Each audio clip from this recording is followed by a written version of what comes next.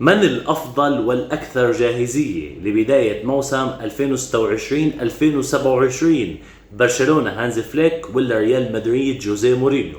صراحة جوزيه مورينيو مع ريال مدريد عبارة عن فريق جديد كمدرب وكلاعبين.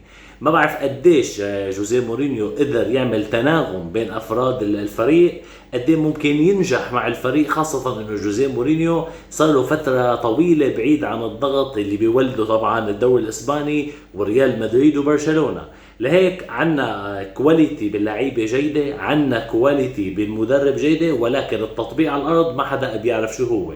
بالنسبة لبرشلونة هانز فليك الأكثر استقرارا مع برشلونة، لاعبينه متعودين عليه، ولكن بيعاني من مشكلة واحدة، هي إنه ما عنده رأس حربة صريح، وهذا الشيء اللي هو نقطة ضعف في برشلونة. ليك راح أترك لكم التعليق لكم مين الأفضل ومين ممكن يكون الأقوى خلال هالموسم. اعطوني رأيكم بالتعليقات وسلام.